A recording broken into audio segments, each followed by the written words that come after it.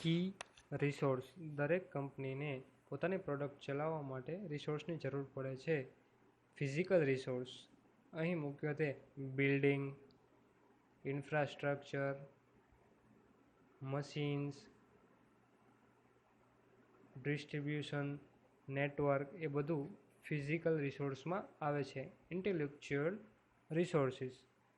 જો કોઈ product, brand, copyright અથવા લાઇસન્સની જરૂર પડતી હોય રિસોર્સ તરીકે તો તે તેમાં આવશે. Human resources. દાખલા તરીકે કોઈ ફાર્માસ્યુટિકલ કંપનીને એ ડિપેન્ડ કરે છે તેના સાયન્ટિસ્ટ અને ફોર્સ ઉપર કે જે ડૉક્ટરને તેની દવા વેચી શકે છે. Financial resource.